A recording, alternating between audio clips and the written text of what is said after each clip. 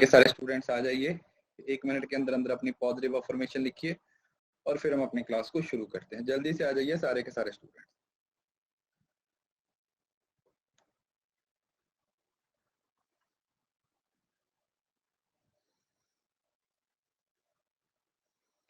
Good morning जी, good morning, good morning सभी को, good morning. मैं बढ़िया, आप बताइए।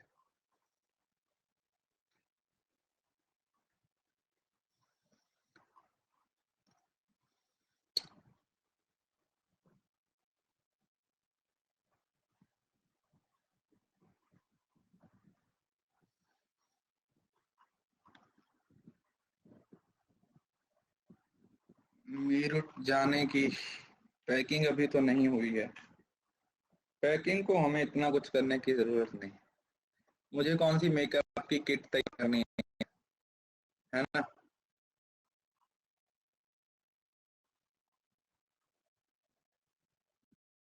दो पैंट, दो शर्ट, दो टन, बस हमारी पैकिंग हो गई।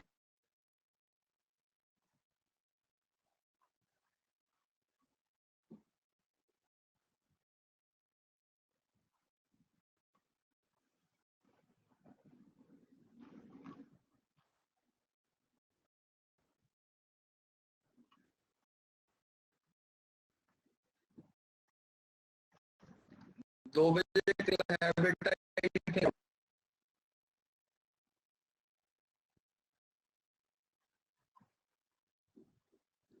क्या हुआ, वॉइस स्टक हो रही है, एक सेकंड।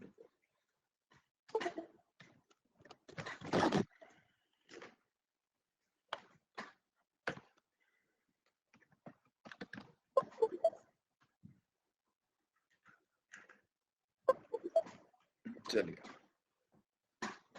ये भाई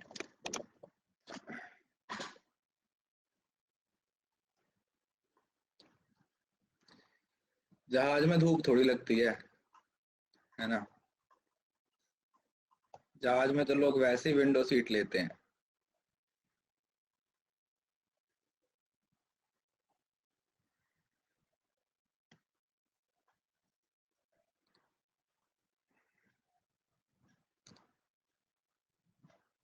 ओके, सो एक इम्पॉर्टेंट टॉपिक है बेटा, ध्यान से सुन लीजिए। आपको पेपर में क्वेश्चन पूछा जाता है रिसर्च एथिक्स से रिलेटेड।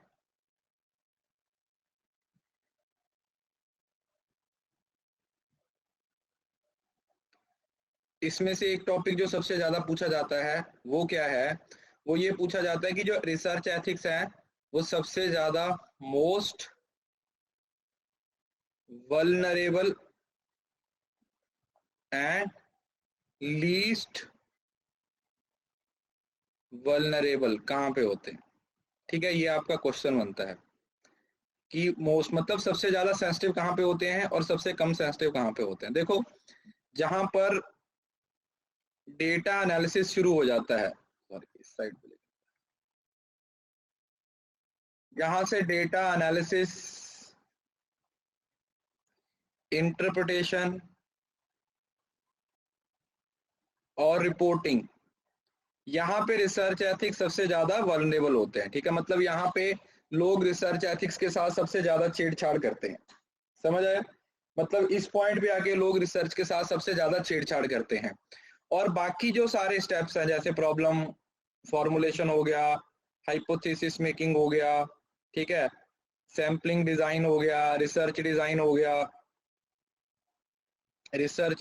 गया, ये सब चीजें किसमें आती हैं, these all things are where, जहां पर रिसर्च एथिक्स सबसे कम वल्नरेबल होते हैं, जहां पर रिसर्च एथिक्स सबसे कम वल्नरेबल होते हैं।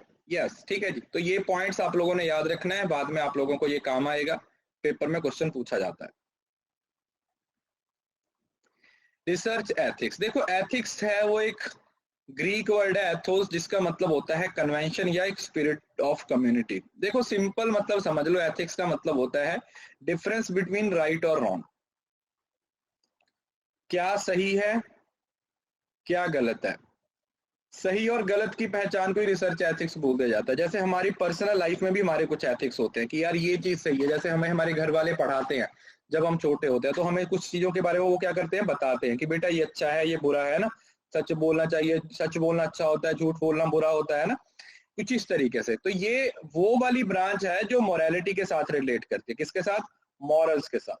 जैसे हमारे पर्सनल, हमारे घर में हमारी पर्सनल लाइफ के वो होते हैं, मॉरल्स होते हैं, या हमारे पर्सनल लाइफ के जो एथिक्स होते हैं, उसी तरीके के जो हमारे कुछ एथिक्स होते हैं वो किसके होते हैं?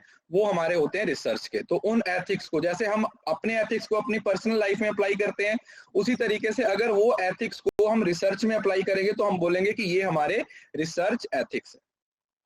ठीक है जी। रिसर्च को लेके क्या चीजें सही हैं और क्या चीजें गलत है, ये सब किस चीज के अंडर आता है? This comes under research ethics. Clear?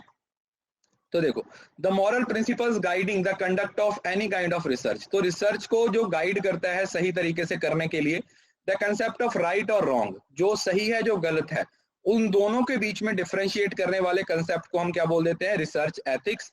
Ethics of the planning, conduct and reporting of research. It is clear that research ethics should include protection of human and animal subject. समझ रहे हो? मतलब अगर मैं रिसर्च का part बन रहा हूं तो मेरी प्रोटेक्शन करना रिसर्चर की रिस्पॉन्सिबिलिटी हो जाएगी। अगर यहाँ मैं रिसर्चर हूं तो मेरे जो रिसर्च पार्टिसिपेंट्स होंगे उनको बचाना, उनको प्रोटेक्ट करना भी मेरी रिस्पॉन्सिबिलिटी होगी। देखो, ethics are the principles and guidelines that help us to uphold the things we value. जिन वैल्यूज को हम, जिन चीजों को हम वैल्यूज करते हैं उनको संभाल के रखना, क्योंकि हम अपनी पर्सनल लाइफ में भी, अगर आप देखोगे, हम अपनी पर्सनल लाइफ में भी अपनी वैल्यूज के अगेंस्ट नहीं जाते। यस और नो? जो हमारी फैमिली की वैल्यूज होती हैं, जो हमारे पेरेंट्स हमें समझाते हैं, मोर और लेस हम उन चीजों के अगेंस्ट कभी नहीं जाते हैं। ठीक है? क्योंकि अगर हम जाएंगे और हमारे पेरेंट्स को पता चलेगा तो उन्हें बुरा लगेगा और फिर वो आपको इस चीज के लिए क्या करेंगे? सुनाएंगे, वो आपको इस चीज के लिए क्या करेंगे? डांटेंगे। तो उसी तरीके से रिसर्च है। रिसर्च के कुछ एथिक्स हैं। जैसे रिसर्च का एक सिंपल सा एथिक्स है कि रिसर्च में जिस तरीके का रिजल्ट आ रहा है आप उसको उसी तरीके से रिप्रेजेंट करोगे। सिंपल। रिसर्च एथिक्स क्या बोलता है कि जिस तरीके का रिजल्ट आपका आ रहा है आपको उसी तरीके से रिप्रेजेंट करना है। अगर आप अब उसको मैनिपुलेट करके, घुमा फिरा के, चेंज करके प्रेजेंट करोगे तो वो रिसर्च एथिक्स के अगेंस्ट हो जाएगा। क्या हो जाएगा? वो चीज है वो रिसर्च एथिक्स के अगेंस्ट हो जाएगी। तो आप इस तरीके से नहीं कर सकते। You can't do it. आप इस चीज को नहीं कर सकते। The benefits of observing research ethics. इससे फायदा क्या होता है? मतलब एथिक्स की जरूरत क्यों पड़ती है, या अगर मैं एथिक्स को फॉलो कर रहा हूं तो उससे मुझे क्या फायदा होगा?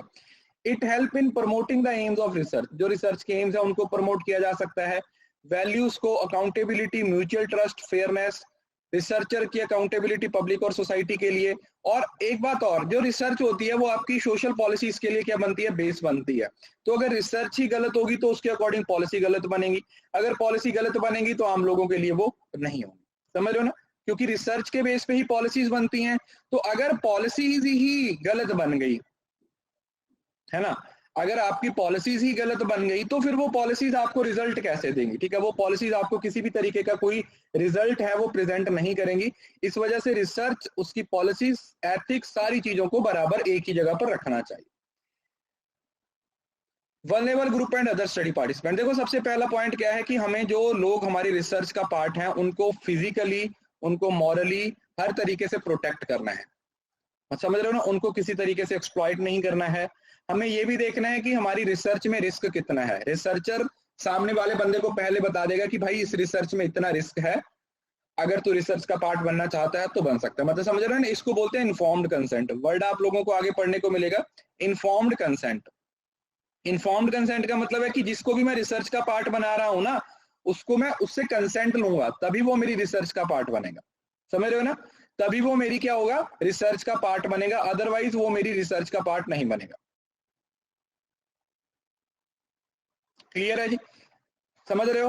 दूसरा, respect dignity, privacy, disclosure, build capability of subject to accept और रिजेक्ट पार्टिसिपेशन इन स्टडी। अगर आप मेरी रिसर्च का पार्ट नहीं बनना चाहते तो मैं जबरदस्ती आपको फोर्स नहीं कर सकता कि आप मेरी रिसर्च का पार्ट बनो। ठीक है? मैं आपको कोर्शन नहीं कर सकता। समझ रहे हो ना? मतलब मैं आपकी कनपट्टी पे बंदूक रख के आपको नहीं बोल सकता कि आओ मेरी रिसर्च का पार्ट बनो।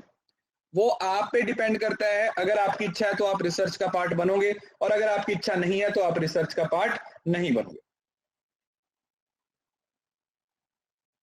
अगर आपका दिल करेगा तो आप रिसर्च का पार्ट बनोगे, और अगर आपका दिल नहीं करेगा तो आप रिसर्च का पार्ट नहीं बनोगे। अब एथिक्स क्या है? वो सारी चीजें जो पब्लिकली सही होती हैं, पब्लिक एस्पेक्ट में आ जाती हैं, वो एथिक्स का पार्ट बन जाती हैं। समझ रहे हो ना?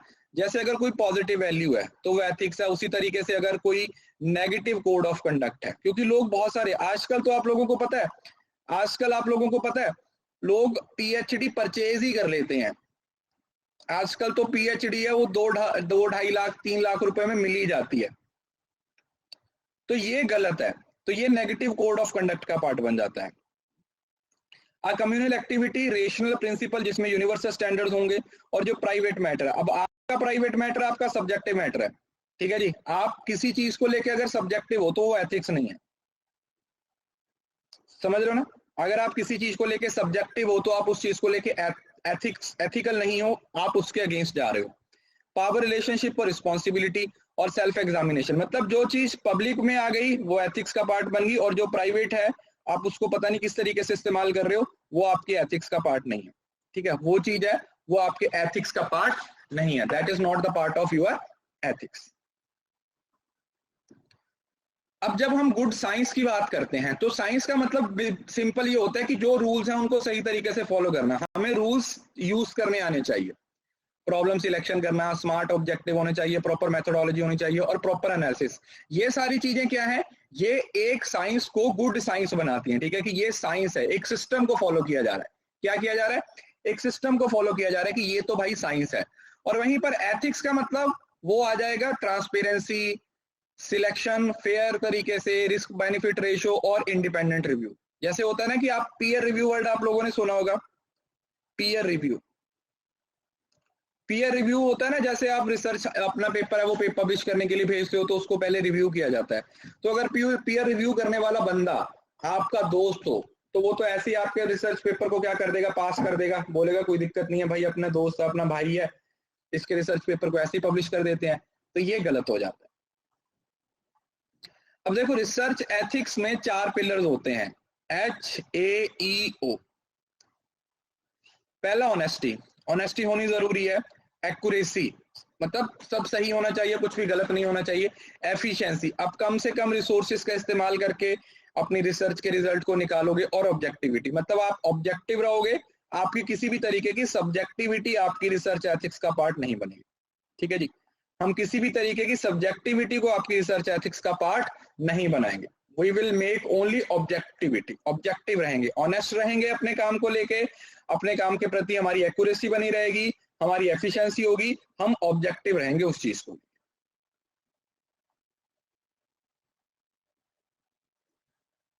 ठीक है जी। अब हमारे पास बेसिकली ना 3 तरीके की अप्रोचेज है रिसर्च एथिक्स को लेके। एक होती है डियोंटोलॉजी, एक होती है एथिकल स्केप्टिज्म, और एक होती है यूटिलिटेरियन। अब इनके कीवर्ड है, इसको समझ लीजिए। डी से ना आप लोगों ने ये समझना, जैसे डी ओ जैसा लगता है और ओ धरती जैसी लगती है। समझ रहे हो ना? धरती मतलब वो प्रिंसिपल जो पूरी धरती पे एप्लीकेबल है, मतलब वो यूनिवर्सल कोड। गोल, एक ऐसे कोड जो यूनिवर्सल है, जो हर जगह पे अप्लाई करेंगे, जो हर जगह पे एप्लीकेबल होंगे। समझ रहे हो ना? वो प्रिंसिपल जो हर जगह पे एप्लीकेबल होंगे, चाहे वो इंडिया है, चाहे पाकिस्तान है, चाहे अमेरिका है, हर जगह पर जो कोड्स एप्लीकेबल होंगे उनको बोला जाएगा डियोंटोलॉजिकल। उन कोड्स को क्या नाम दिया जाता है? These codes are known as deontological code. इन कोड्स को हम डियोंटोलॉजिकल कोड्स का नाम दे देंगे कि ये भाई आपके डियोंटोलॉजिकल कोड्स होंगे। एथिकल स्केप्टिज्म का मतलब होता है आर्बिट्रेरी और रिलेटिव टू इंडिविजुअल, जो मतलब पर्सन टू पर्सन वेरी करते हैं, पर्सन टू पर्सन वेरी करेंगे, कल्चर टू कल्चर वेरी करेंगे। समझ रहे हो ना? रिलेटिव होते हैं, मतलब जिस तरीके की सिचुएशन होगी उसके अकॉर्डिंग वो चेंज हो जाएंगे। ये क्या होते हैं? These are relative in nature. Ethical decisions are individuals conscience, मतलब मेरे हिसाब से जो सही है उसको मैं सही बोलूंगा, और मेरे हिसाब से जो गलत है मैं उसको गलत बोलूंगा। क्लियर? और यूटिलिटेरियन में आप यूटिलिटी देखते हो। क्या देखते हो? यूटिलिटी देखते हो। यूटिलिटी का मतलब क्या हुआ?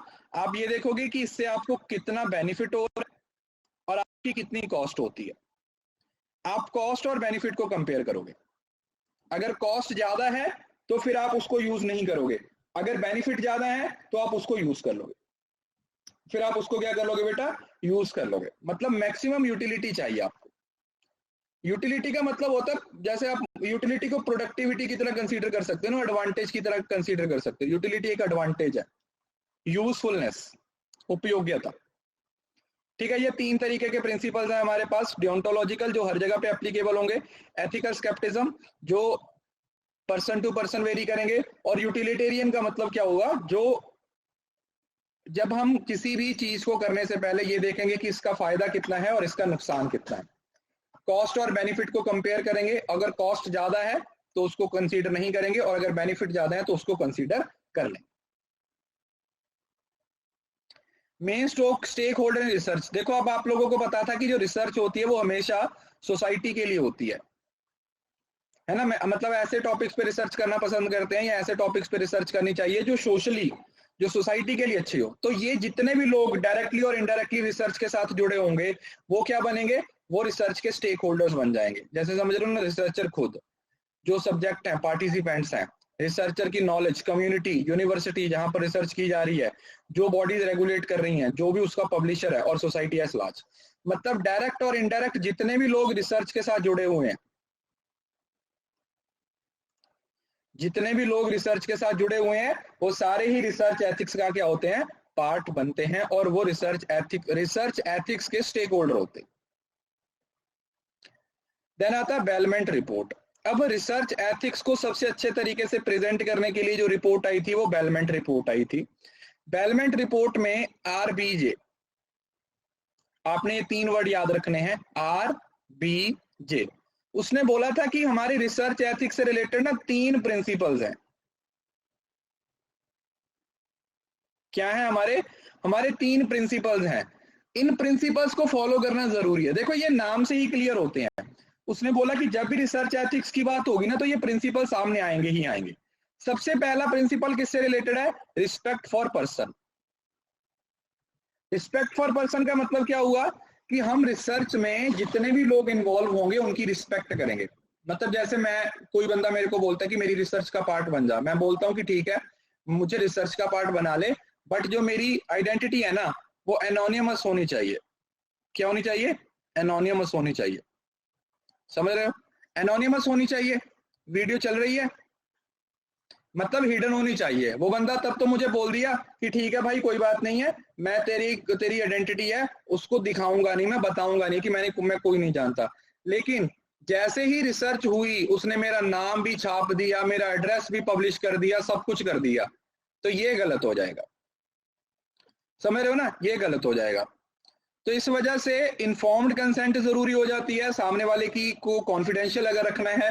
कोर्शन इज एथिकल, किसी से जानबूझ के जबरदस्ती आप डेटा नहीं ले सकते। एनोनिमस का मतलब जिसके बारे में पता नहीं है, समझ रहे हो ना, हिडन।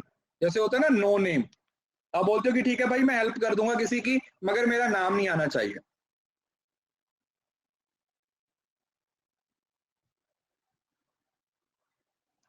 लेकिन मेरा नाम नहीं आना चाहिए, सीक्रेट। बेनिफिशियंस, एथिकल डिसीजन मेकिंग, जिसमें आप ये देखते हो कि आपको कितना कॉस्ट है और कितना बेनिफिट है। और जस्टिस में आप रिस्क को कंसीडर करते हो। ठीक है, ये मैं आपको बताता हूँ कैसे। देखो, सबसे पहले तो ह्यूमन डिग्निटी। ह्यूमन डिग्निटी तो समझ रहे हो ना, मतलब अगर मैं हूं तो भाई मेरी अपनी एक डिग्निटी है। कोई बंदा मुझे अपनी रिसर्च में अगर इन्वॉल्व करेगा तो मैं अपनी डिग्निटी को साथ में रखूंगा। तो राइट डिटर्मिनेशन, मतलब समझ रहे हो ना, मैं जो भी बोलूंगा, जैसे भी बोलूंगा, मैं खुद ही डिटरमाइन करके बोलूंगा। समझ रहे हो ना, the right to self determination. मुझे कोई फोर्स नहीं कर सकता किसी भी काम के लिए। अगर मुझे रिसर्च के लिए डेटा देना है, ये कोई मुझसे पर्सनल डेटा मांग रहा है, तो अगर मैं नहीं भी दूंगा तो भी कोई बंदा मुझे फोर्स नहीं कर सकता। ठीक है जी। अगर मैं रिसर्च का पार्ट बन रहा हूं और मुझे लगता है कि ये वाला डेटा मुझे शेयर नहीं करना, तो कोई मुझे जानबूझ के वो डेटा नहीं ले सकता। और right to full disclosure. Full disclosure का मतलब क्या होता है कि जब भी मैं रिसर्च का पार्ट बनूंगा ना, तो रिसर्चर मुझे अपनी रिसर्च के एक एक एलिमेंट के बारे में बता देगा। क्या करेगा, रिसर्चर मुझे सब कुछ पहले बताएगा कि ये मेरी रिसर्च है, ये इसके ऑब्जेक्टिव है, ये बंदे इसमें इन्वॉल्व है, A to Z हर चीज वो मुझे रिसर्च के बारे में क्या करेगा, पहले ही बताएगा। बात समझ आया, रिसर्च के बारे में वो चीज मुझे पहले ही बताएगा, तभी हम बोल सकते हैं कि ये चीज है वो हमारी डिग्निटी का, हमारे जो फुल डिस्क्लोजर का पार्ट में।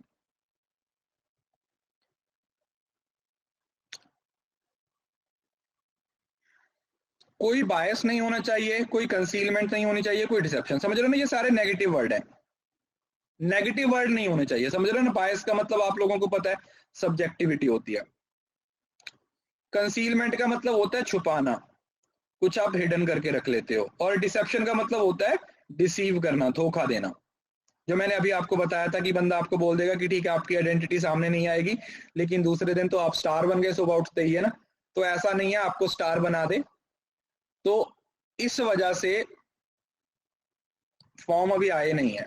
तो ये रिस्पेक्ट से रिलेटेड प्रिंसिपल है कि हमें चीजों को रिस्पेक्ट। बायस का मतलब होता है ना सब्जेक्टिव होना, सब्जेक्टिविटी। ठीक है जी। तो ये रिस्क बेनिफिट रेशियो, देखो ये इतना इंपॉर्टेंट नहीं है, बस ये समझ लो कि रिसर्च में बहुत सारे रिस्क भी इन्वॉल्व होते हैं। जैसे आप किसी प्रैक्टिकल जगह पे लेके चले जाते हो ना, किसी आप प्रैक्टिकल जगह पे चले जाते हो जहां पर साइंस के एक्सपेरिमेंट वगैरह होते हैं, ठीक है, वहां पर रिस्क होता है, कई बार एसिड वगैरह होते हैं, समझ रहे हो ना। तो रिसर्च में हमेशा रिस्क होते हैं, और साथ ही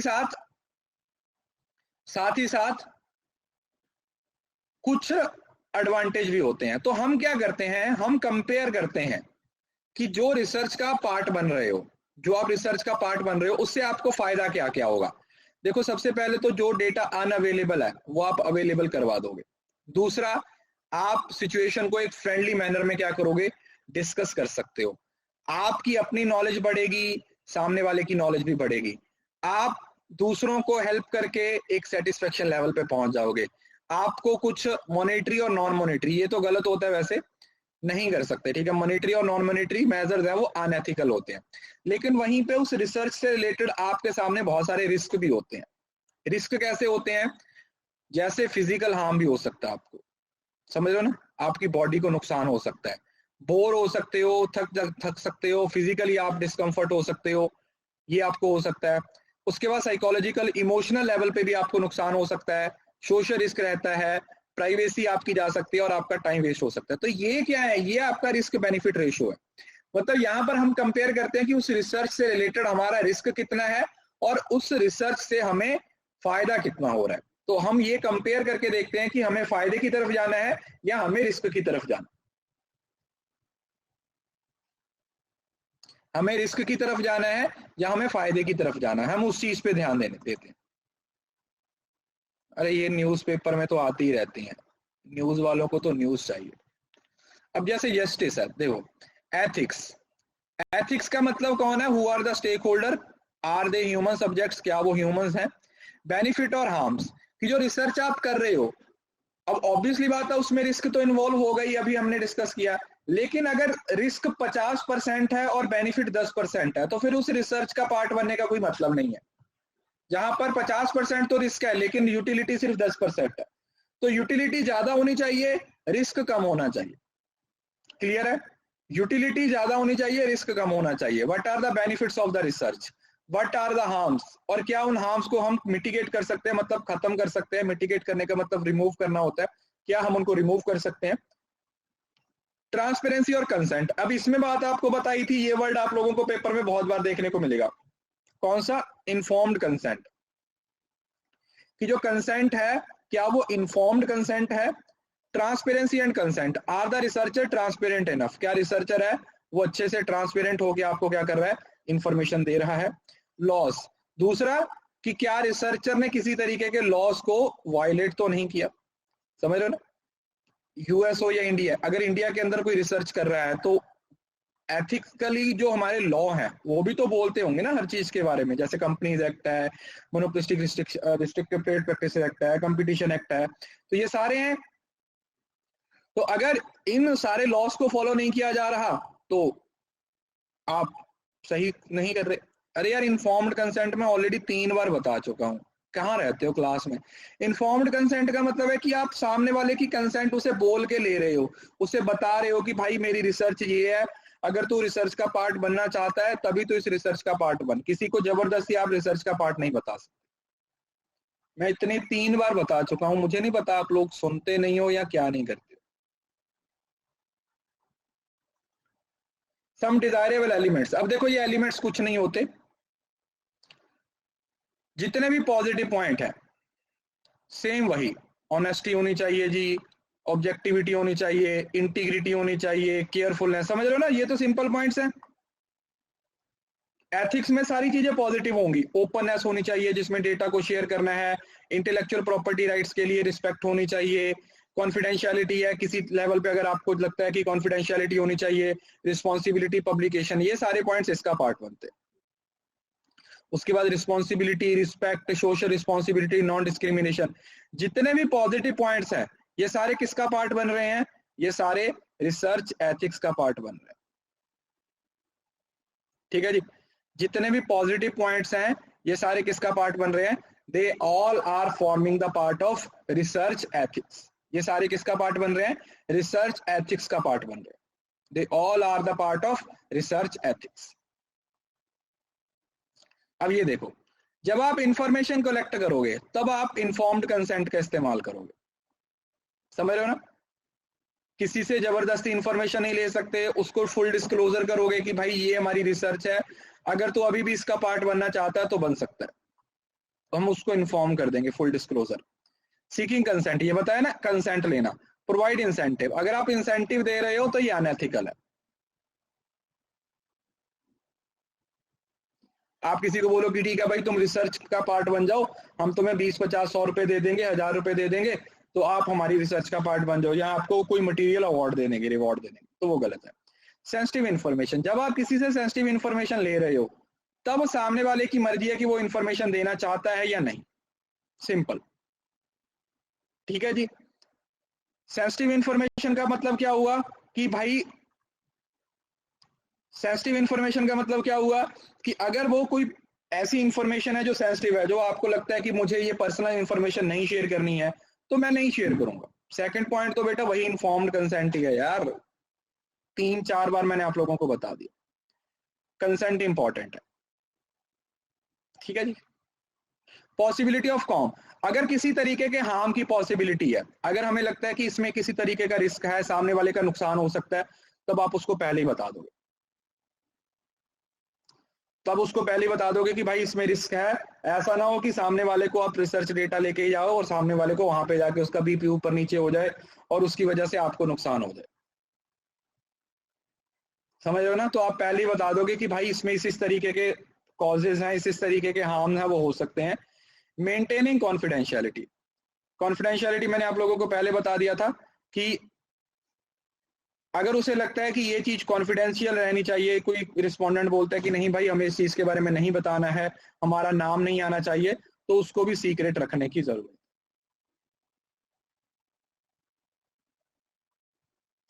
उसको सीक्रेट रखना किसकी जिम्मेवारी है? आप ही की जिम्मेवारी।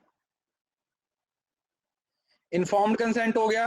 रिप्रोडक्टिव रिसर्च डिजाइन, देखो आप लोगों को एक बात बताया था, अगर रिसर्च डिजाइन में कोई दिक्कत आ जाती है तो ये एथिक्स का पार्ट नहीं बनता, समझ रहे हो ना? जो टेक्निकल गलतियां हैं वो एथिक्स का पार्ट नहीं, मतलब जो चीजें आप जानबूझ के कर रहे हो, समझ रहे हो ना?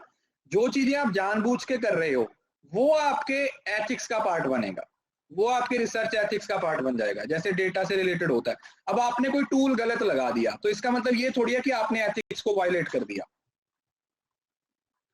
वायलेट कर दिया, आपने कोई मेथड गलत इस्तेमाल कर लिया।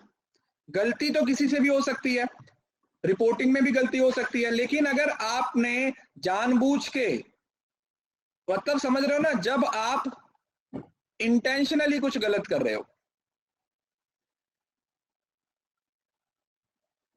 इंटेंशनली जब आप कुछ गलत कर रहे हो तो वो एथिक्स का पार्ट बनेगा। Protective research design, screening, only those individual, जब आप रिसर्च के लिए अपने इंडिविजुअल्स को सिलेक्ट करोगे तो आप उनकी स्क्रीनिंग करोगे, ये समझने की कोशिश करोगे कि भाई कौन से बंदे हैं जो आपकी रिसर्च का पार्ट बन सकते हैं, किनको आपने अपनी रिसर्च का पार्ट बनाना है।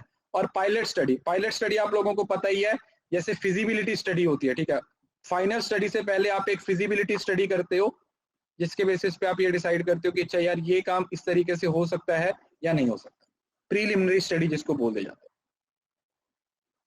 आउटसाइड प्रपोजल रिव्यू, आप दूसरों को बोल सकते हो कि आपके जो रिव्यू जो मतलब आपके थीसिस वगैरह उसको रिव्यू करें।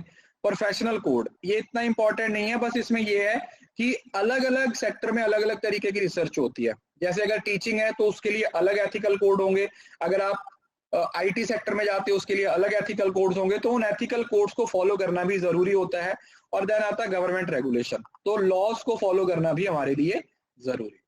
पहले ही बताया था कि अगर लॉ में ये चीज ए लिखी हुई है तो ए ही है, बी नहीं हो सकती। समझ रहे हो ना? क्योंकि देखो कोई जो रूल होता है ना, जो रूल होता है वो बाइंडिंग होते हैं, विदाउट एनी कंडीशन होती है। अगर लिखा हुआ है ना यहाँ पर नो स्मोकिंग, तो आप पूछने नहीं जाओगे कि भाई क्यों नहीं स्मोक कर सकता है, इधर कर लूं उधर कर लूं। नो स्मोकिंग तो मतलब नो स्मोकिंग। जो रूल्स होते हैं, जो रेगुलेशंस होते हैं, उन पे क्वेश्चन नहीं किया जाता, उनको सिर्फ माना जाता है। ठीक है जी।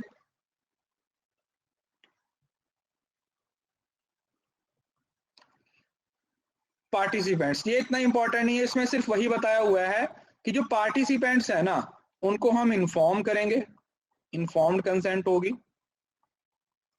उनकी कॉन्फिडेंशियलिटी है, अगर कॉन्फिडेंशियल रहना चाहता है, अगर आप किसी तरीके की सेंसिटिव इंफॉर्मेशन लेना चाहते हो। अब तो देखो आप लोगों के दिमाग में ये ना चीज बैठ गई होगी कि जैसा मर्जी क्वेश्चन आए, आप अपने आप को रिसर्चर की जगह पे रखो और आप एथिकली सोचने की कोशिश करो कि अगर मैं किसी से डेटा कलेक्ट कर रहा हूं तो मुझे कौन कौन सी बातों का ध्यान रखना है, अगर मैं ये काम कर रहा हूं तो मुझे कौन कौन सी बातों का ध्यान रखना है। बड़ी आसानी से आप लोगों के दिमाग में ये चीजें एकदम से फिक्स हो जाएगी। क्लियर हुआ? आराम से आप इस चीज को समझ पाओगे कि अच्छा यार ऐसा होगा तो मेरे लिए ये चीज सही होगी, अगर ऐसा है तो मेरे लिए ये चीज सही होगी। हाँ, बस किसी का नुकसान नहीं होना चाहिए, बस बात खत्म। किसी का नुकसान नहीं होना चाहिए आपकी रिसर्च की वजह से, right? Inappropriate use of information, ऐसा भी नहीं है कि आपने इंफॉर्मेशन को यूज कर लिया और उसको अपने रॉन्ग तरीके से प्रेजेंट कर दिया। समझ रहे हो ना?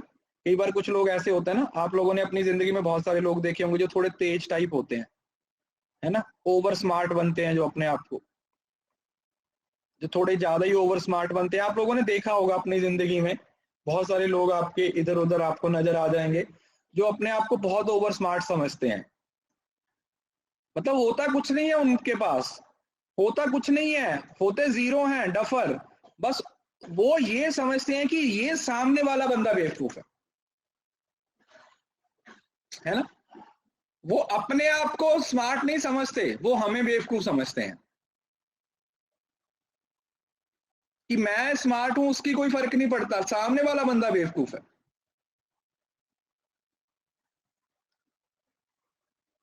ऐसे बंदे की एक बार बेइज्जती कर दो ना तो ये भड़क जाते हैं, है ना। अगर आप ऐसे बंदे, ये ओवर स्मार्ट बन रहे हैं ना, उनकी ओवर स्मार्टनेस को तुम एक बार थोड़ा सा कुछ भी बोल दो ना तो एकदम से ऐसे आग बबूला हो जाते हैं, फट जाते हैं। उनको बोलते हैं मेरी बेइज्जती, मेरी बेइज्जती। ऐसा कब होता है? जब ये इनसिक्योरिटी छिपी होती है ना, इनसिक्योर लोग होते हैं ये, बहुत एकदम से बौखला जाते हैं, एकदम से आग सी लग जाती है इनको। मेरी बेइज्जती कैसे की? भाई कर दी तो कर दी, खत्म।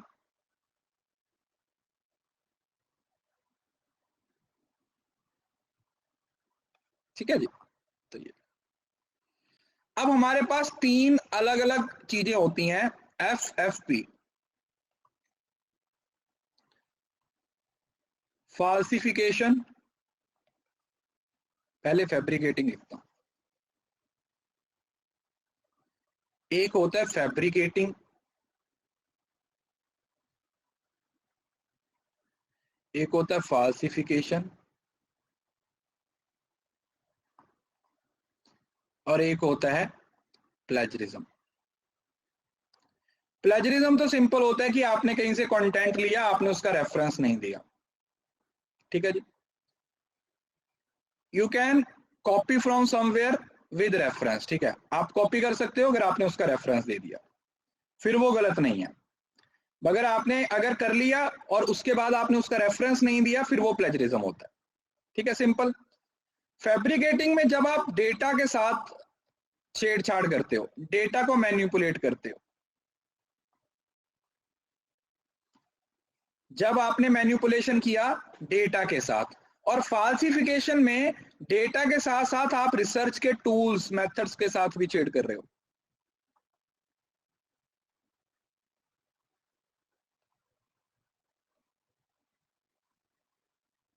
ये आपका क्या हो जाएगा? ये फाल्सिफिकेशन हो जाएगा। ये क्या हो जाएगा? ये आपका फाल्सिफिकेशन हो जाएगा। ठीक है जी। ये है आपका फैब्रिकेशन ऑफ डेटा, ये होता है फाल्सिफिकेशन। मतलब फाल्सिफिकेशन एक बड़ा टर्म हो गया, फैब्रिकेटिंग छोटा हो गया, और प्लेजरिज्म मैंने आप लोगों को बता दिया। ठीक है, तीनों चीजें समझ आ गई। देखो, creating a spurious data bye researcher, जहां पर रिसर्चर डेटा को फैब्रिकेट कर रहा है। फाल्सिफिकेशन का मतलब रिसर्च मटेरियल, इक्विपमेंट वगैरह को क्या कर रहे हो आप, चेंज कर रहे हो। और प्लेजरिज्म, अब प्लेजरिज्म में 3-4 अलग अलग टाइप्स होती हैं। जैसे एक तो इंट्रा, जैसे आप स्कूल में होता था ना, एक ही असाइनमेंट को 2 बच्चे कर देते थे पब्लिश, एक ही असाइनमेंट, मतलब मेरी असाइनमेंट को दूसरे ने कॉपी कर लिया, सिर्फ नाम चेंज कर दिया, नाम चेंज कर दिया।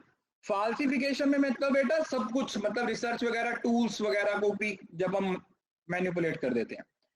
इंट्राकॉर्पल का मतलब क्या होता है कि सारे लोग एक ही तरीके की मतलब वो पब्लिश कर दिया। एक्स्ट्रा कॉर्पल होता है बाहर से, कभी कहीं इंटरनेट से ले लिया, किसी बुक से ले लिया, किसी जर्नल से ले लिया। और ऑटो प्लेजरिज्म, आपने पास्ट में कोई रिसर्च की थी, अपनी रिसर्च को विदाउट साइटिंग, मतलब आपने उसको मेंशन नहीं किया और उसको क्या कर दिया, छाप दिया, तो वो भी आपका ऑटो प्लेजरिज्म का पार्ट बन जाएगा। अपनी रिसर्च को भी अगर आप दोबारा साइट करना चाहते हो तो उसके लिए आपको उसको मेंशन करना पड़ेगा। इंट्रा तो बेटा जैसे आप असाइनमेंट कॉपी कर लेते थे ना, वही बस।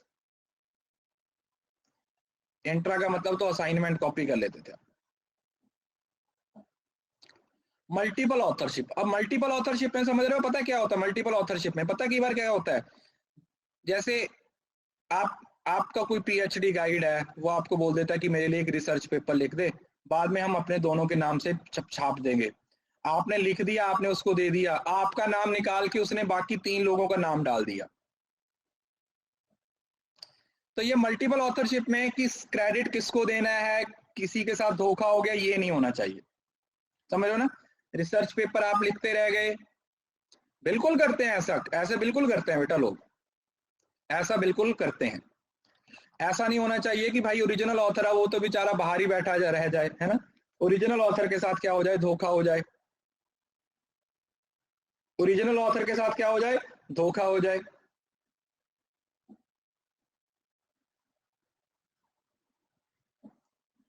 देन आता है पीयर रिव्यू, जैसे मैंने इसके बारे में अभी बताया था। जैसे आपका जो एथिक्स गया, सॉरी थीसिस गया पीयर रिव्यू के लिए, और वहां पर जो पीयर रिव्यू के बोर्ड में मेंबर है वो आपका एक दोस्त है और आपको पता है, तो वो थोड़ी ना आपके रिसर्च पेपर को अच्छे से पढ़ेगा, वो तो बोलेगा जाने दो, पार्शियलिटी हो जाएगी।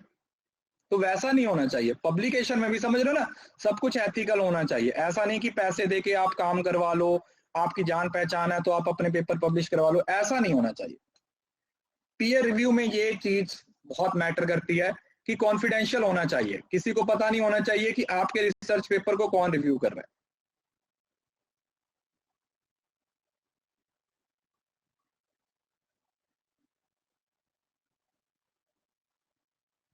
ठीक है जी, तो ये और वो गाना गए लुट गए, चलो कोई बात नहीं, अब लुट गए। ये पहले पढ़ लिया हमने सारे points, informed consent, protective research design, proposal review. Breach of ethics would amount to scientific misconduct,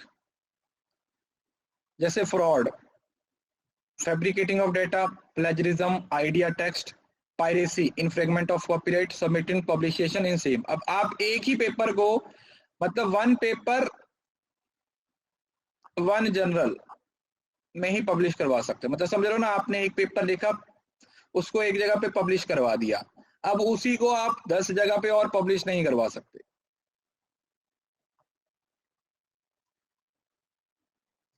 जो एक पेपर लिखा हुआ है वो एक चीज के लिए लिखा गया है, तो उसी में पब्लिश होगा, उसके अलावा और कहीं पे पब्लिश नहीं होगा।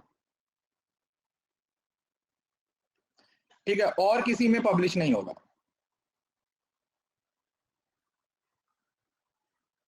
देखिए जब ना, मैं आपको एक हिंट देता हूं छोटा सा।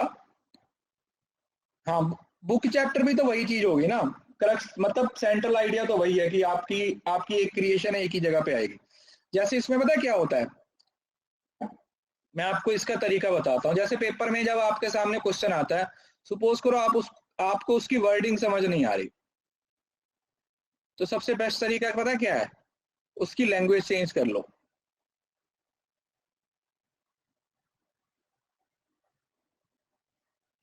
आपको हिंट मिल जाएगा, हिंदी में कुछ ना कुछ तो पढ़ लोगे ना, हो सकता है वो क्वेश्चन इंग्लिश में उतने अच्छे से समझ ना आ रहा हो, हिंदी में आ जाए। समझ रहे हो ना? तो इसलिए जब भी आप लोगों के सामने कोई क्वेश्चन वर्डिंग समझ नहीं आती तो उसको हिंदी में कन्वर्ट करके अंडरस्टैंड करने की कोशिश किया करो। तो अगर हिंदी में ट्रांसलेट करोगे तो आपको थोड़ी हेल्प हो जाएगी, आपको थोड़ी इसमें हेल्प हो जाएगी। साइंटिफिक मिसकंडक्ट क्या है? जब आप जानबूझ के कोई काम कर रहे हो, आप एक ऐसे बंदे का नाम लिख रहे हो जिसने रिसर्च की ही नहीं, या एक ऐसे बंदे का नाम निकाल दिया जिसने रिसर्च की थी। Inappropriate statistical technique, bypassing the peer review, समझ रहे हो? जो पहले पॉइंट्स पड़े हुए हैं वही हैं।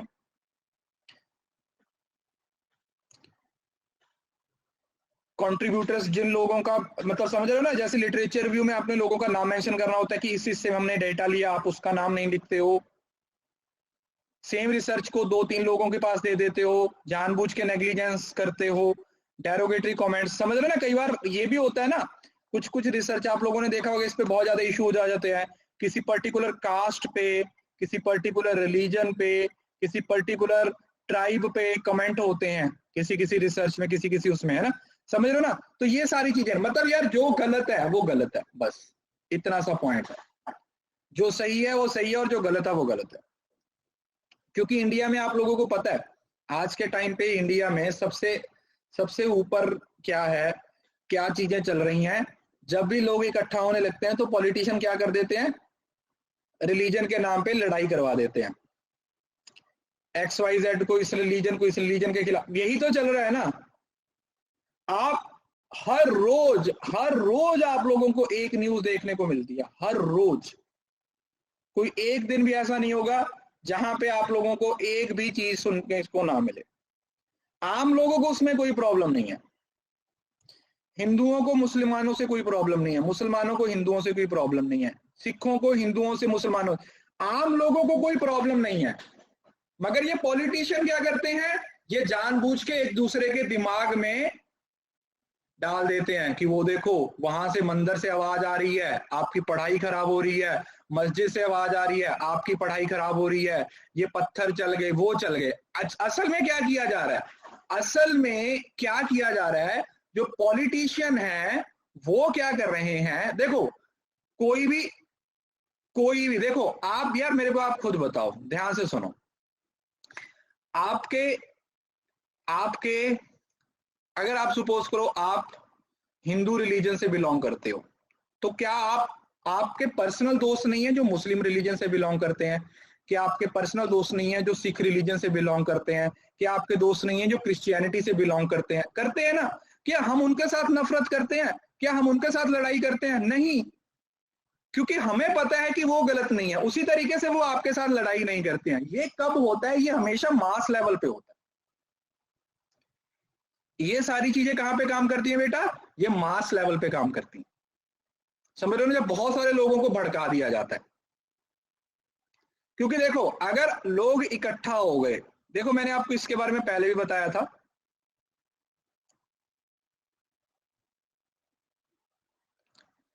कि अगर हम लोग इकट्ठा हो गए तो हम गवर्नमेंट को क्वेश्चन पूछेंगे कि बताओ सर 10 करोड़ सरकारी नौकरियां कहां पे हैं, इंफ्रास्ट्रक्चर कहां पे है, अच्छी पढ़ाई कहां पे है, मेडिकल फैसिलिटीज कहां पे हैं, जिनका उनके पास कोई जवाब नहीं है क्योंकि उस सेक्टर में कोई काम ही नहीं हो रहा। तो जब आप ये क्वेश्चन पूछने लगते हो तभी वो हिंदू मुस्लिम सिख ईसाई ये करवा देते हैं, लोग उसमें घुस जाते हैं, लो जी 15-20 दिन 1 महीने का काम चला गया। समझ रहे हो ना? So this is the point. इस वजह से लोगों को भड़का दिया जाता है, इसी वजह से लोगों को भड़का दिया जाता है। अल्टीमेटली इसके पीछे आम लोगों का नुकसान और पॉलिटिशियंस का फायदा होता है। ठीक है जी, तो ये चलो ये हो गया आपका टॉपिक एथिकल। इसमें क्या होता है कि अगर आप एथिकल रिव्यू बॉडी बनाई जाती है जो इन एथिकल स्टैंडर्ड्स को मीट अप करती है, जो सब्जेक्ट रिसर्च वर्कर्स को प्रोटेक्ट करती है, रिसर्चर को प्रोटेक्ट करती है, ठीक है। तो ये इसमें से आप लोगों को मैं बता रहा हूं 2 क्वेश्चन सबसे ज्यादा पूछे जाते हैं। एक तो ये वाला आता है रिसर्च एथिक्स की टाइप्स, दूसरा एक कई बार जो स्टेटमेंट टाइप क्वेश्चन पूछा जाता है, और एक जो मैंने अभी पढ़ाया ना ये वाला पीपीएफ वाला, ये वाला एफएफपी वाला, फाल्सिफिकेशन, फैब्रिकेशन और प्लेजरिज्म वाला, ठीक है जी। आई होप कि ये क्लियर हो गया होगा।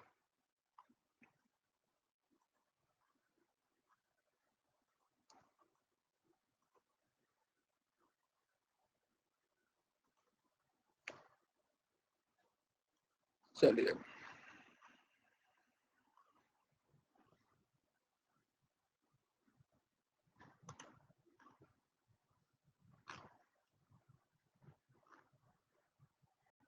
एफएफपी बेटा एथिक्स में ही है, ये एथिक्स का ही पार्ट है। अब हमारे पास एक आता है लीकट का स्केल, जैसे मैंने आप लोगों को बताया था लीकट का स्केल। लीकट के स्केल का कीवर्ड है समेशन, क्योंकि इसके एंड में सब कुछ समेटिव कर दिया जाता है। इसको एटीट्यूडनल स्केल इस वजह से बोला जाता है क्योंकि इसमें आप क्वांटिटेटिव नहीं यूज करते हो, ये क्वालिटेटिव स्केल्स हैं। ये क्या है? ये क्वालिटेटिव स्केल्स हैं। ये क्या है? ये क्वालिटेटिव स्केल्स हैं। तो इसमें आप क्या करते हो, एंड में समेट कर देते हो। तो इसमें आप 5 लेवल के स्केल बना देते हो, strongly agree, agree, undecided, disagree और स्ट्रांगली डिसएग्री, है ना, इस तरीके से। तो एंड में आप क्या करते हो, लीकट का स्केल है, ठीक है, इसको समेटिंग रेटिंग स्केल बोला जाता है। यही इसका कीवर्ड है जो आप लोगों ने याद रखना, लीकट ने दिया था। मतलब कम से लेके ज्यादा तक आप इस चीज को यूज करते हो। जैसे ये देखो, किसी चीज को लेके आप स्ट्रांगली एग्री हो सकते हो, किसी चीज को लेके आप स्ट्रांगली डिसएग्री हो सकते हो, किसी चीज को लेके आप न्यूट्रल हो सकते हो और फिर एग्री हो सकते हो, स्ट्रांगली एग्री हो सकते हो। ये सारे रिजल्ट निकाल के एंड में आप क्या कर दोगे, नीचे टोटल लगा दोगे। जैसे अगर आपसे आपके टीचर के बारे में स्टेटमेंट पूछी जाए, आपसे पूछा जाए कि आपके टीचर के पास सब्जेक्ट, आपके टीचर को सब्जेक्ट की नॉलेज है तो प्लस, तो आप इसमें से बोलोगे स्ट्रांगली एग्री है, एग्री करते हो, अनडिसाइडेड और डिसएग्री है। तो आप इसके अकॉर्डिंग ऐसे ऐसे क्या कर दोगे, पूरा स्केल दे दोगे। और उसके बाद लास्ट में हम क्या कर देंगे, हम इसका टोटल लगा देंगे। बिल्कुल ये मैच द कॉलम में आता है। और एंड में आप क्या कर दोगे, टोटल। तो लीकट स्केल में जो कीवर्ड है वो क्या है, समेटिव स्केल। इसमें आप समेट कर देते हैं। उसके बाद आता है थर्स्टोन।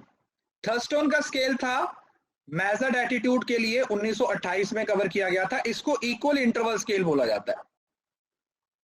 Strongly disagree, SD, equal interval. देखो थर्स्टोन पत्थर, आप ये याद रखना कि 11 पत्थर पड़े हुए हैं और इक्वल डिस्टेंस पे पड़े हुए हैं, ऐसे याद रख सकते हो। डिटेल में नहीं आएगा, मैं फिर से आपको बता रहा हूं, ये मैच द कॉलम में आता है। जो मैं आपको कीवर्ड बता रहा हूं सिर्फ वो आप लोगों ने ध्यान में रखने हैं। थर्स्टन का स्केल क्या बोलता है कि भाई 11 के स्केल पे इक्वल इंटरवल पे बराबर बराबर पत्थर पड़े हुए हैं, समझ रहे हो ना। थर्स्टन के द्वारा इक्वल अपीयरिंग इंटरवल बोल दिया जाता है, इक्वल डिस्टेंस की बात करते हैं। तो ये कैसे बनता है, ये देखो, 1 से लेके 11 तक है। तो आप अगर 1 को प्रेफर करते हो तो इसका मतलब ये सबसे कम फेवरेबल है आपका, और अगर 11 को प्रेफर कर रहे हो तो सबसे ज्यादा फेवरेबल है, समझ रहे हो ना। 1 से लेके 11 के बीच में आप रेटिंग दे रहे हो। अगर आपको अच्छा लग रहा है तो आप 11 दोगे, और अगर आपको अच्छा नहीं लग रहा तो आप 1 दोगे। सिमेंटिक डिफरेंशिएटिंग स्केल, देखो सिमेंटिक से आप लोगों ने क्या याद रखना है, 7 का स्केल। 7 का स्केल एक बाइपोलर स्केल पे आता है इस तरीके से, जिसमें 3 चीजें एक साइड पे, मतलब या तो ये -3 से +3 तक होगा, या फिर 1 से लेके 7 तक होगा, मतलब टोटल 7 है। ये सारे क्वालिटी को ही रिलेट करते हैं। मैं तो बहुत डिटेल में थोड़ा बता रहा हूं, इतना तो पेपर में पूछा नहीं जाता।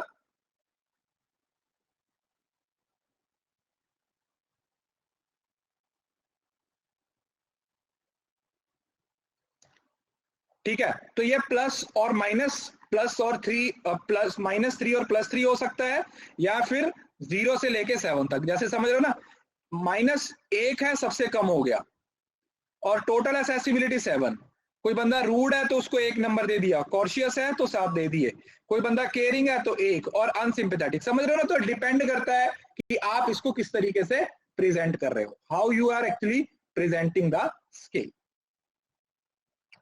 सिमेंटिक में 7, थर्स्टन में 11, इस तरीके से।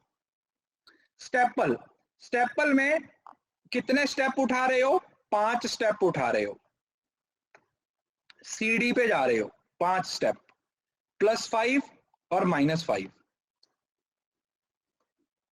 स्टेपल में आप क्या बोलते हो? किसी चीज को आप इस तरीके से रिप्रेजेंट करते हो, एक साइड पे 1 से लेके 5 तक पॉजिटिव, 1 2 3 4 5, और -1 -2 -3 -4 5। और जैसे बोल दिया जाए कि अगर किसी फोन की कंपैरिजन करा, पूछा जाए कि फोन का कैमरा, तो आप +5 दे दिया। अगर आप बोलो कि फोन की बैटरी बहुत खराब है तो -1 दे दिया। समझ रहे हो ना? तो इस तरीके से अगर आपने PYQ देखे होंगे ना, तो इसके सारे क्वेश्चन सिर्फ और सिर्फ कीवर्ड से आए हैं। जैसे लीकर्ट स्केल पूछा जाता है हमेशा समेटिंग स्केल से, थर्स्टोन पूछा जाता है इक्वल इंटरवल के बेसिस पे, इक्वल इंटरवल पे बेसिस पे, और ये जो आता है आपका स्टेपल, ये 7 पॉइंट्स के। तो आप PYQ से इसको पढ़िएगा अच्छे से, ठीक है? वहां से आप लोगों का ये टॉपिक अच्छे तरीके से कवर होता है। इतना ही है, इससे ज्यादा डिटेल में जाने की जरूरत नहीं। अब आता है एक आर्टिकल। अब आर्टिकल रिसर्च पेपर में क्या फर्क होता है? देखो ध्यान से सुनो।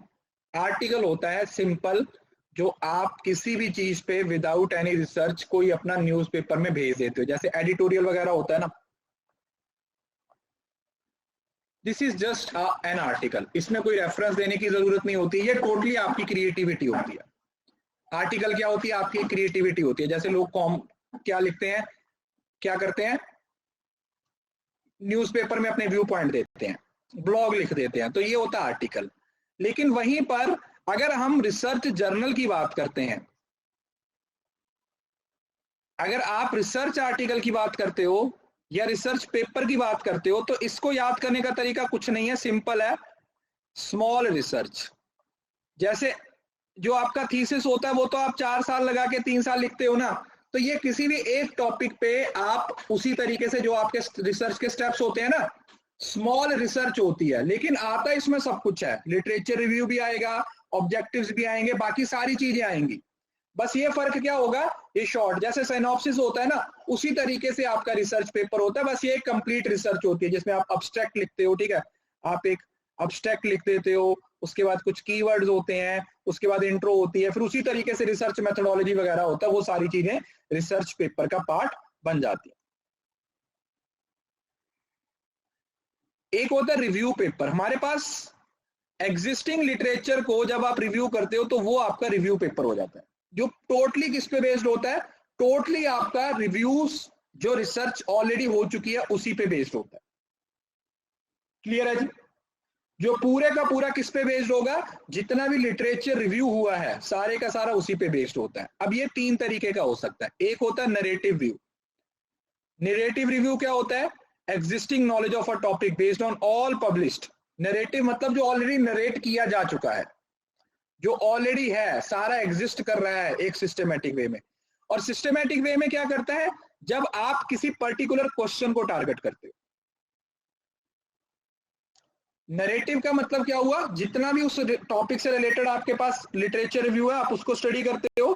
और सिस्टमेटिक रिव्यू में क्या आ जाएगा? जब आपके पास एक पर्टिकुलर क्वेश्चन है उस क्वेश्चन को टारगेट करते हो। और मेटा एनालिसिस का मतलब होता है compare and combine the finding of previous research to the new research. समझ रहे हो ना? तो पहले वाली चीज को एक नई रिसर्च पे क्या करने की बात की जा रही है? इंप्लीमेंट करने की बात की जा रही है। किसकी बात की जा रही है? पहली रिसर्च और नई रिसर्च को इंप्लीमेंट करके you are just giving your judgement. आप क्या कर रहे हो? आप अपनी जजमेंट्स दे रहे हो। क्या दे रहे हो बेटा? आप अपनी जजमेंट्स दे रहे हो। ठीक है जी? अब जैसे रिसर्च पेपर तो मैंने बता दिया। अब रिपोर्ट क्या होती है? रिपोर्ट वो होती है जो आप कॉलेज टाइम पे बनाते हो, 6 महीने की रिपोर्ट होती है ना, जिसका मतलब पर्पस सिर्फ इंफॉर्म करना होता है। ये एक जर्नल डिस्कशन वाले टॉपिक पे होती है। जैसे ये आपका एक प्रोजेक्ट होता है और रिपोर्ट में आप चीजों को सिर्फ रिपोर्ट करते हो जो ऑलरेडी एग्जिस्ट कर रही हैं प्रेजेंट, उसको इंटरप्रेट करके आप उसको क्या करते हो? सिर्फ प्रेजेंट करते हो कि ये हमारी रिपोर्ट है जी, इसके अंदर हमने ये वाली चीजों पे क्या किया है? काम किया है। जो फाइनल रिजल्ट होगा जो भी आपका, उसको आप प्रेजेंट करते हो।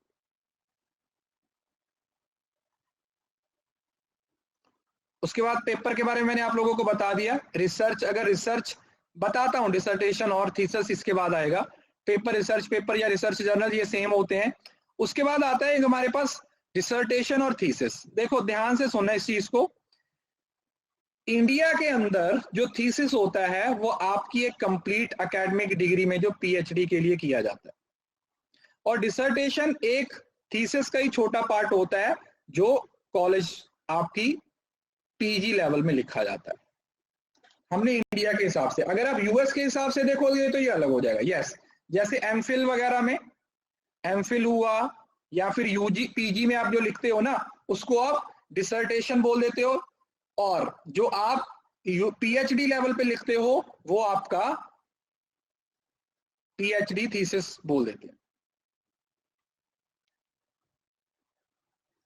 और अगर फॉरेन कंट्री में देखें तो ये दोनों अलग हो जाते हैं। फॉरेन कंट्री में इन दोनों को अलग अलग नाम से डिनोट किया जाता है, ऑपोजिट हो जाएगा। उनका पीएचडी डिसर्टेशन के बेसिस पे आएगा और जो थीसिस है वो यूनिवर्सिटी लेवल पे होगा, सॉरी जो पीएचडी लेवल और यूनिवर्सिटी लेवल पे, बिल्कुल ऑपोजिट हो जाएगा। हाँ, मतलब मीनिंग समझ लीजिए, इंडिया के हिसाब से अलग है और फॉरेन कंट्री के हिसाब से अलग है। प्रपोजल तो बेटा जब आप रिसर्च करते हो ना उससे पहले आप लोगों को एक रिसर्च प्रपोजल तैयार करना पड़ता है, एक मिनी रिसर्च होती है जिसके बेसिस पे आपको एक्सेप्टेंस मिलती है अथॉरिटी से कि हाँ आप इस टॉपिक पे रिसर्च कर सकते हो। समझ लो ना कि भाई आपको वो अलाउ कर देते हैं कि आप इस टॉपिक पे रिसर्च कर सकते हो, ब्लूप्रिंट होती है आपकी मेन रिसर्च का, एक छोटी रिसर्च आप बोल सकते हो। समझ आया? जैसे ये देखो थीसिस और डिसर्टेशन मैंने बताया ना, ये एक हाइपोथेसिस के लिए होगा, ये तो सिंपल उसको एक्सप्लेन कर रहा है। ये देखो यहां पर डिसर्टेशन डॉक्टर लिखा हुआ और ग्रेजुएट, ये यूएस के हिसाब से लिखा हुआ है, इंडिया के हिसाब से ये ऑपोजिट हो जाएगा। समझ लो ना? जैसे आप मेरे को एक बात बताओ, आप बोलते हो कि हमारे देश में पीएचडी में क्या होता है, आप क्या बोलते हो? सर पीएचडी में हम डिसर्टेशन लिखते हैं या पीएचडी में थीसिस? बताओ, पीएचडी का वर्ड क्या है? थीसिस है ना। तो आप लोगों ने याद रखना थीसिस और डिसर्टेशन में कोई बेसिक डिफरेंस नहीं है, बस डिसर्टेशन एक शॉर्ट रिसर्च हो जाएगी और थीसिस है वो एक आपकी कंप्लीट जो 4 साल की रिसर्च होती है वो होती है। और वहीं पर जब आप डिसर्टेशन की बात करते हो वो आपकी 6 महीने की आपकी पीजी की रिसर्च होती है, होता उसी तरीके से है। इवन के आप ऐसा समझ लो सबसे पहले क्या हो जाएगा, रिसर्च पेपर हो जाएगा, देन आएगा आपका डिसर्टेशन और देन आएगा आपका थीसिस। जैसे रिसर्च पेपर है आप 10-15 दिन में लिख देते हो, डिसर्टेशन है इसके लिए 6 महीने का टाइम होता है, 6 मंथ का, और थीसिस है ये 3 से 4 साल के बीच में होता है। समझ लो ना? इस तरीके से रिसर्च वही हो रही है, ये पीएचडी में हो जाएगा आपका, ये आपका पीजी में या फिर एमफिल में।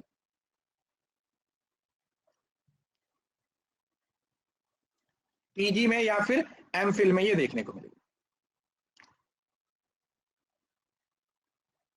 क्लियर है? अब कुछ छोटे छोटे वर्ड है। मीटिंग क्या होता है?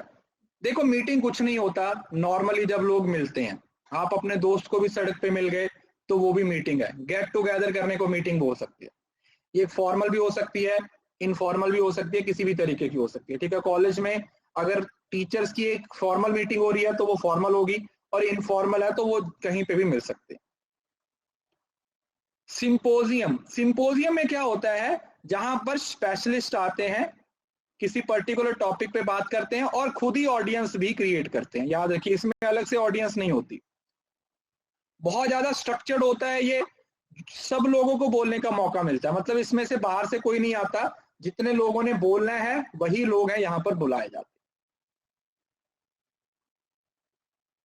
एक्सपर्ट्स होते हैं। सेमिनार भी बताता हूं आगे। तो सिंपोजियम एक स्पीकर ऑडियंस सेम ही हो जाते हैं। ठीक है, स्पीकर भी पहले वो बोल के भी जाएंगे और फिर वो ऑडियंस का पार्ट बनेंगे। कॉलिक्यूम क्या होती है? एक एकेडमिक मीटिंग होती है जहां पर वेल एजुकेटेड लोग होते हैं, मतलब यहाँ पर ऑडियंस होती है, मतलब ये एक तरीके से सिंपोजियम ही है, कॉलिक्यूम भी, ये भी आपके एक्सपर्ट्स ही होते हैं, मगर ये एक बहुत छोटी सी मीटिंग होती है जिसमें किसी एक स्पेसिफिक टॉपिक पे क्या की जाती है, बात की जाती है।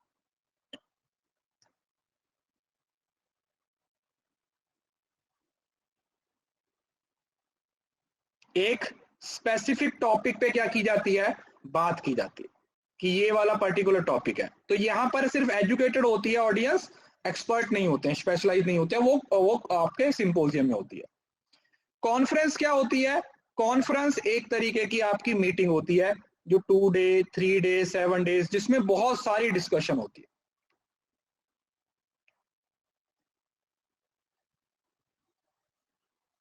कॉन्फ्रेंस में क्या होती है, एक बहुत बड़ी डिस्कशन होती है, एक मीटिंग होती है लोगों की, 1 दिन की, 2 दिन की, 3 दिन की, 7 दिन की, 10 दिन की, इस तरीके की होती है, जहां पर अलग अलग टॉपिक होते हैं, फिर सब टॉपिक्स होते हैं और उन टॉपिक्स पे लोग अपने विचार व्यक्त करते हैं।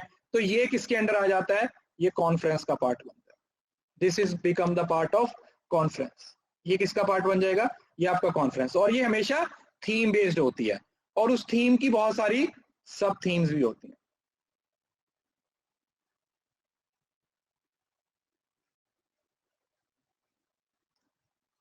थीम्स और सब थीम्स भी होती हैं। ठीक है, एक सेकेंड।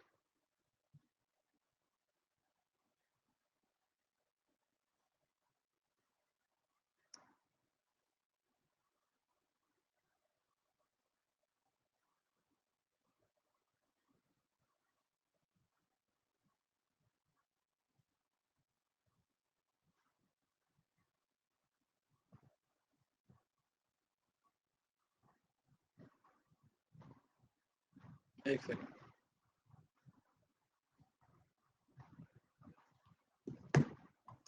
तो ये किसी भी लेवल पे हो सकती है मीटिंग, समझ रहे हो ना, ये फॉर्मल भी हो सकती है, कोई बिजनेस कॉन्फ्रेंस भी हो सकती है, टीचर पेरेंट्स की कॉन्फ्रेंस भी हो सकती है, कोई की पीस कॉन्फ्रेंस भी हो सकती है, किसी भी तरीके की कॉन्फ्रेंस है वो आपको देखने को मिल जाती है। ये देखो, ये कॉन्फ्रेंस होती है ना, जो मीटिंग्स होती है ना, जैसे ये जैसे समिट वगैरह होती है ना, यूएनओ की कॉन्फ्रेंस होती है या अलग अलग तरीके की कॉन्फ्रेंसेज होती है, वो इसी का पार्ट बनती है। These all are the parts of this, इसी का पार्ट बनती है। किसी की भी हो सकती है, डॉक्टर्स की भी हो सकती है। जैसे एक वेब कॉन्फ्रेंस होती है। वेब कॉन्फ्रेंस क्या होती है, जो आजकल आप लोगों को पता है कोविड की बाद यही हो रही है आजकल, है ना, कोविड के बाद यही सारी मीटिंग्स है, जब ऑनलाइन हो गई हैं तो वेब कॉन्फ्रेंस हो गया, मतलब नॉर्मल कॉन्फ्रेंस को वेब कॉन्फ्रेंस बना दिया। कांग्रेस ये एक फॉर्मल मीटिंग होती है, पॉलिटिकल ट्रेड एफिलिएट, मतलब ये एकेडमिक से रिलेटेड नहीं होती है, ये एक अलग एरियाज की होती है, समझ रहे हो ना, जैसे पॉलिटिशियंस की होती है या फिर किसी एफिलिएशन ट्रेड एफिलिएशन वगैरह की होती है, ये एकेडमिक नहीं होती। सेमिनार ज्यादातर एकेडमिक होते हैं जो कॉलेज और यूनिवर्सिटीज में होते हैं, समझ रहे हो ना, जहां पर इंटरेक्शन होती है। जैसे आपके कॉलेज में सेमिनार होते थे ना, कोई टीचर आता था बाहर से लेक्चर देने के लिए और बोर कर देता था, सुला देता था आपको, है ना, क्या कर देता था, बोर कर देता था आपको, एकदम से सुला देता था। तो वो सिंपोजियम में आपको बता दिया। वर्कशॉप होता है जब आप work, learning by doing, by hands,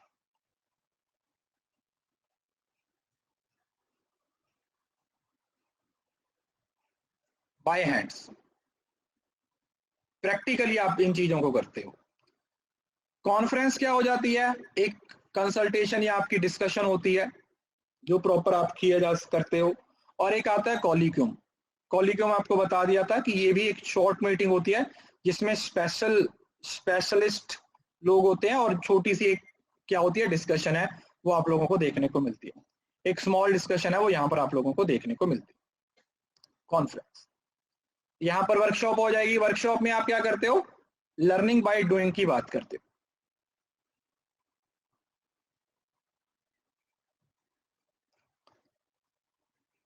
learning by doing की आप बात करते हो। व्हाट यू डू, आप लर्निंग बाय डूइंग की बात करते हो, जहां पर आप अपने स्किल्स पे काम करते हो। किस पे बात की जाती है, थर्ड वाला। थर्ड वाला कौन सा बेटा, सेमिनार ही है ये तो हो गया ना।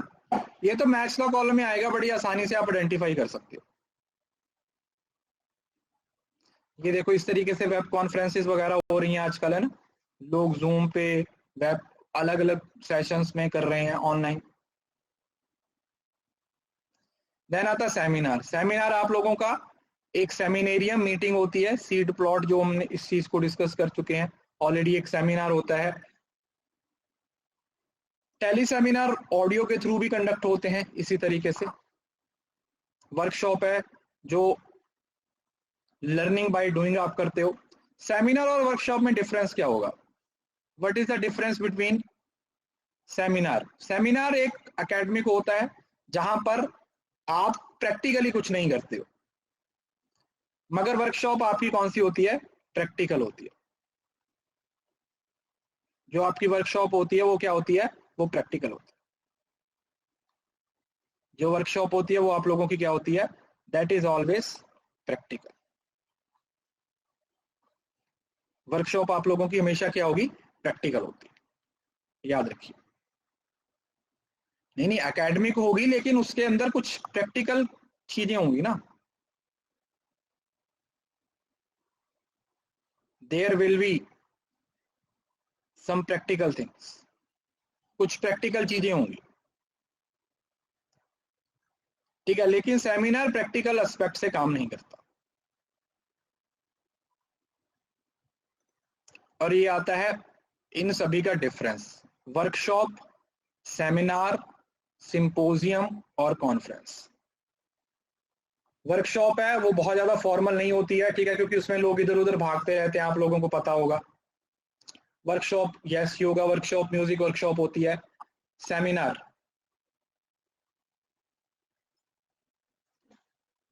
देखिए स्पेशलिस्ट है वो कॉलिक्यूम में यूज किया जा, सॉरी सिंपोजियम में यूज होता है। कॉलिक्यूम में ऑडियंस अलग होती है, एजुकेटेड ऑडियंस होती है, लेकिन एक्सपर्ट जो लेक्चर दे रहे होते हैं वो एक्सपर्ट ही होते हैं, ठीक है जी। जो लेक्चर दे रहे होते हैं वो एक्सपर्ट ही होते हैं, समझ रहे हो ना।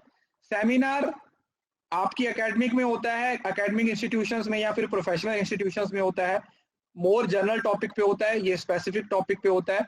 सिंपोजियम और ये भी आपका जनरल टॉपिक पे होता है, मतलब कॉन्फ्रेंस यहाँ पे सब फॉर्मल होगी और सिंपोजियम सबसे ज्यादा फॉर्मल होगा, समझ रहे हो ना। जैसे आपके मीटिंग्स होती है ना उन लोगों की, आपके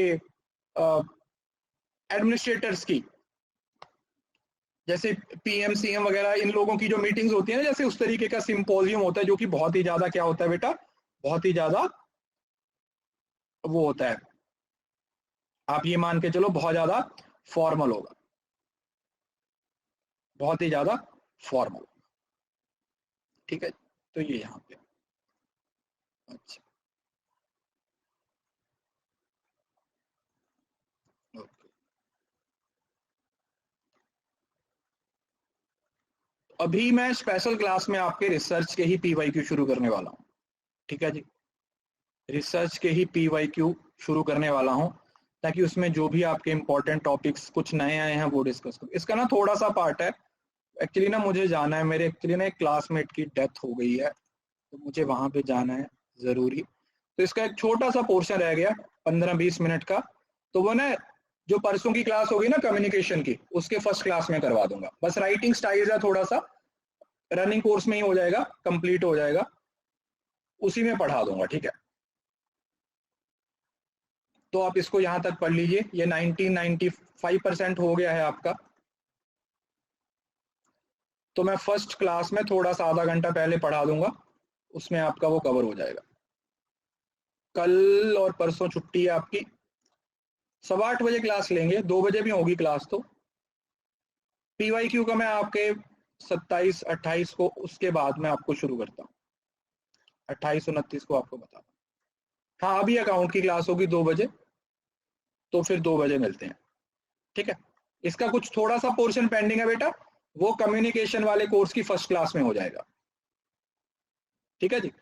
मतलब कम्युनिकेशन को शुरू करने से पहले हम इसको खत्म करेंगे, क्लियर है जी। तो जो बच्चों को लगेगा वो वहां से, उसकी जो कितनी तारीख को शुरू हो रहा है, जो 29 को कोर्स शुरू हो रहा है, उसकी फर्स्ट क्लास देख लीजिएगा, उसका पहला आधा घंटा रिसर्च के कुछ पोर्शन को कवर करेगा। ठीक है जी, चलो लिंक तो टेलीग्राम पे मिल जाएगा स्पेशल क्लास का, या मेरी प्रोफाइल में भी जाके चेक कर सकते हो। चलिए ठीक है, thank you so much, God bless you all. इसी तरीके से पढ़ते रहिए, मेहनत करते रहिए, जेआरएफ जरूर क्लियर होगा।